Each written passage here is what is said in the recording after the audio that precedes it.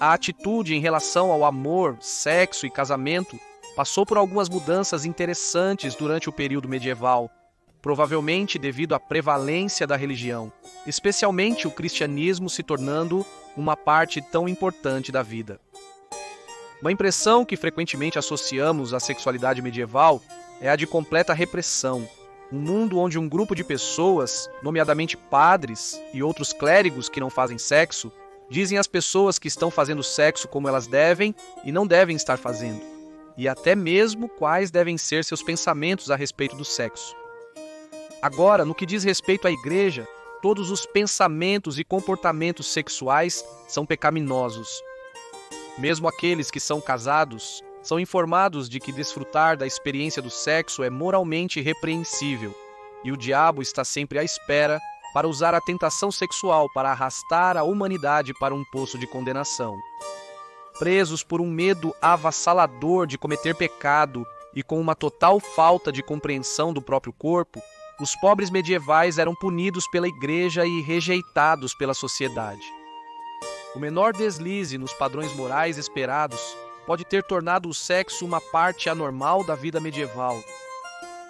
Por outro lado, em oposição a esse código moral mais rigoroso controlado pela igreja, existe uma imagem muito mais ampla da vida na Idade Média. Uma de senhores nobres mantendo amantes, monges e freiras, envolvendo-se em relações clandestinas, padres seduzindo seus paroquianos penitentes e camponeses copulando atrás dos montes de feno. Uma visão que mostra os medievais ignorando completamente a igreja e seus ensinamentos e os descartando como hipócritas. Você pode culpá-los? Vamos viajar de volta no tempo e entrar no clima enquanto falamos sobre sexo durante a Idade Média. Bem-vindo à loucura medieval.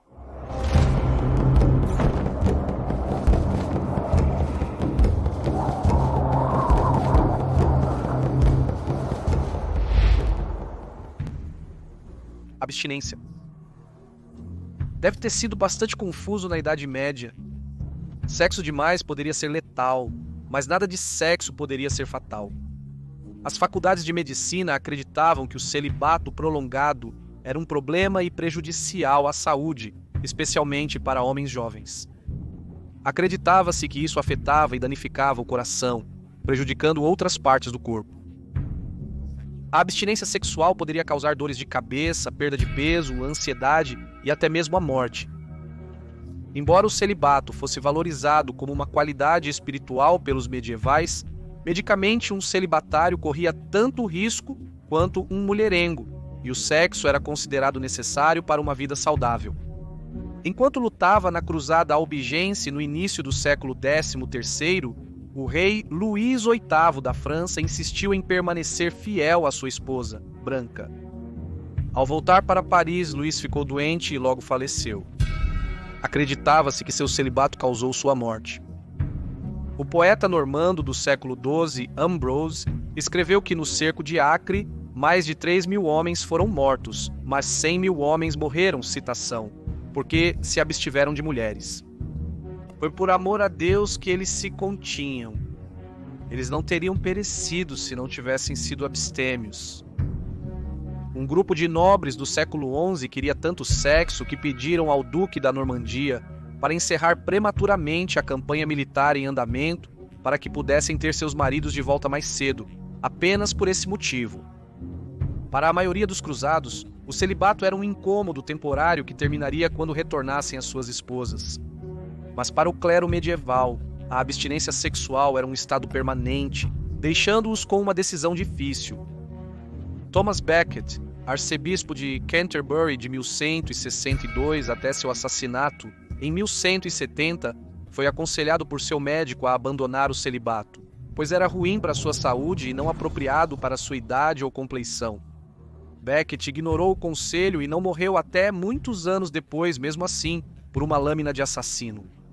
No entanto, um bispo sem nome de Louvain, Bélgica, não teve tanta sorte. Ele lutou para permanecer solteiro por muito tempo. Ao ser promovido a bispo, ele se absteve por 1 mês, mas seus genitais ficaram tão inchados que ele ficou muito doente. Seus amigos e família imploraram para que ele pegasse uma mulher para si. mas ele lutou contra a tentação. Infelizmente, ele morreu em poucos dias. A teoria médica, baseada no humor, defendia que a sangria regular era necessária para aqueles que praticavam abstinência sexual como forma de equilibrar os humores. Chorar e suar também eram vistos como alternativas ao sexo, então pouco mudou. As mulheres medievais também eram vulneráveis a doenças, apesar do celibato. Segundo essa crença, a semente feminina não liberada durante o sexo se acumularia no corpo, causando a sufocação do útero. Isso provocava falta de ar, desmaios e até mesmo a morte em casos graves. A melhor forma de evitar isso era casar e ter relações sexuais regulares, aprovadas pela igreja na posição missionária. Outros remédios incluíam uma dieta rigorosa e supositórios de vinagre. Chocantemente e em completa oposição à igreja, alguns médicos recomendavam a opção da masturbação. Penitenciais medievais, que eram basicamente manuais sobre como confessar melhor seus pecados, reconheciam a masturbação como um grande e gordo pecado. As penitências eram bastante pesadas. Qualquer coisa entre 30 dias e 2 anos de jejum era uma punição típica. E havia graus de pecado sexual, como masturbação, masturbação com um amigo, com alguém do mesmo sexo, sexo na posição errada, sexo com um cavalo e sodomia, que era o pior pecado de todos. E quem você era também importava. Se você não fosse casado e tivesse relações sexuais com uma cabra, isso não seria tão ruim quanto se você fosse casado e tivesse relações sexuais com uma cabra. Sua idade também era relevante. Ser jovem te dava uma licença para se safar de muita coisa, já que a igreja e seus confessores reconheciam que um jovem solteiro não tinha outra saída para seus desejos, por assim dizer. Como você ficará feliz em saber, caro espectador, na hierarquia dos pecados sexuais, a masturbação estava bem abaixo. Na verdade, a opinião médica via a masturbação como um tipo de tratamento protetor para ambos os sexos. Mas um aviso: a falta de moderação é sempre evidência de um mau hábito. Albertus Magnus, um clérigo dominicano do século XIII, que era um escritor prolífico, relatou a história de um monge muito excitado que sofreu um destino infeliz. Ele desejou uma bela dama 70 vezes, ou, para a falta de um termo melhor, bateu uma antes das orações matinais e infelizmente morreu. Durante a autópsia, descobriu-se que seus olhos haviam sido obliterados e seu cérebro havia encolhido para o tamanho de uma romã. Na vida medieval, sua morte refletiu o quão perigoso poderia ser o pecado da masturbação. Magnus também afirmou que, em relação aos desejos das mulheres, se masturbando usando, citação, seus dedos ou outros instrumentos e pelo calor da fricção, o humor sai, reduzindo assim o desejo sexual de uma mulher, mantendo-a casta. E textos medievais posteriores sugeriram que a estimulação poderia ser feita pela própria paciente, por um médico ou parteira, se ela não fosse casada e sua vida estivesse em perigo.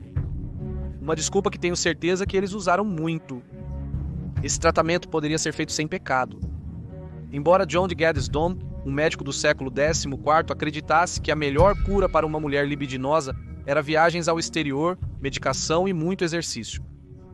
As mulheres poderiam ter problemas apenas por excitar um homem, mesmo dentro do casamento. O bispo Bucar, do século XI de Worms, no que é agora a Alemanha, escreveu 20 livros sobre o direito canônico. Em um deles, ele afirma que as mulheres não podiam ter massa de pão amassada em suas nádegas nuas. Aparentemente, depois de assar o pão e alimentar seus maridos com ele, fazia com que os homens, cito, queimassem de amor por elas. A punição para este estranho ato sexual, que podemos supor que realmente aconteceu, era bastante severa, com penitência durando 2 anos. Um cavaleiro em armadura brilhante. A prevalência de cavaleiros e seu comportamento cavalheiresco fez com que a noção de amor também assumisse uma nova forma na Idade Média. Apenas aqueles que eram completamente submissos ao seu parceiro eram capazes de experimentar este tipo de amor perfeito e completamente inatingível. A ideia de campeão galante popularizou-se na Idade Média, mudando a visão sobre o casamento medieval. A ideia de amor cortês começou nos tribunais franceses de Provence, Aquitânia e Borgonha no final do século XI, mas foram os grandes poetas e autores da época, como Chaucer, Marie de France e de Troyes, que popularizaram a ideia de que um verdadeiro cavaleiro deveria estar disposto a fazer qualquer coisa pelo amor e honra de sua dama. Essas histórias rapidamente levaram as pessoas a crerem que o amor cortês era o único caminho para a realização plena. Esse amor não precisava estar baseado no casamento, pois era mais sobre sentimento do que sexo.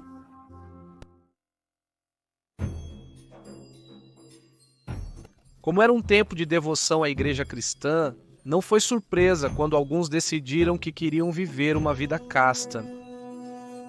Uma mulher que escolheu seguir esse caminho foi Margaret Kemp. Acredita-se que ela escreveu a primeira autobiografia na língua inglesa. Marjorie nasceu em East Anglia, Inglaterra, no século XIV e casou-se com John aos 20 anos. Conhecida como uma mística, a mulher extremamente devota teve várias visões religiosas durante sua vida. Após dar à luz a pelo menos 14 filhos, Marjorie quis fazer um voto de castidade. Você pode culpá-la? No verão de 1413, ela discutiu isso com o marido enquanto iam ao mercado. Sem a permissão de seu cônjuge, uma vida de celibato era impossível. John perguntou a Margaret se ela preferiria que alguém o matasse com uma espada ou que fizesse sexo com ele novamente. Margaret optou pela primeira alternativa, iniciando as negociações. John aceitou a exigência de Margaret, desde que ela pagasse suas dívidas e jantasse com ele todas as sextas-feiras. Parece que Margaret jejuava às sextas-feiras, e John, por razões desconhecidas, desejava que isso parasse. Contudo, a obrigação do consentimento sexual só fazia sentido na sociedade judaica medieval. Então era direito de uma mulher exigir que seu marido tivesse relações sexuais com ela. Essa era uma das 3 coisas que uma mulher judia poderia exigir em seu casamento, além de comida e roupa. Isso provavelmente tinha mais a ver com o direito de uma mulher de ter filhos do que com um aspecto de prazer. Isso também pode estar relacionado à prática muito anterior da poligamia, quando os direitos de uma esposa não deveriam ter precedência sobre os direitos de outra.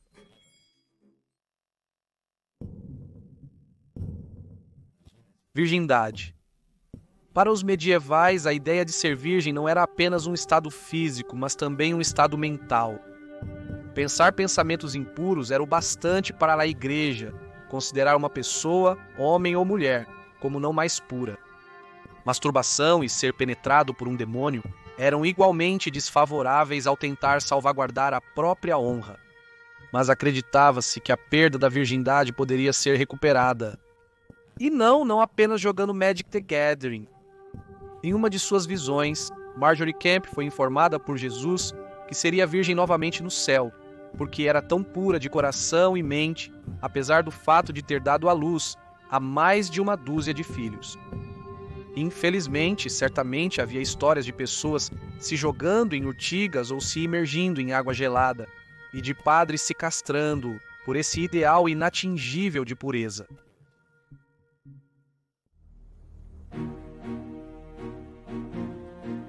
As coisas que fazemos por amor. As ideias medievais sobre contracepção também podiam ser bastante estranhas. O método de retirada era popular, assim como pular imediatamente após o ato sexual e também fazer a mulher espirrar. Mas existem relatos de uso de menta ao redor da área genital e de pendurar os testículos de um doninha no pescoço na esperança de evitar uma gravidez. Essas tentativas de contracepção significam que é errado pensar que na Idade Média todo casal estava feliz em produzir dezenas de filhos. Muitos tentaram métodos contraceptivos na prática. O aumento do pênis também era uma coisa, e as soluções para isso variavam desde lavar o membro com leite de ovelha quente até esfregá-lo com uma mistura de minhocas picadas e óleo de jujuba. E se tudo mais falhasse, sempre havia a opção de bater no seu pênis com um bastão. Aparentemente, todos alcançaram o mesmo resultado, seja lá qual tenha sido. Agradeço por assistir a este episódio de Loucura Medieval. Se gostou do conteúdo, inscreva-se e deixe um comentário. Nos vemos semana que vem em outro vídeo. Saúde!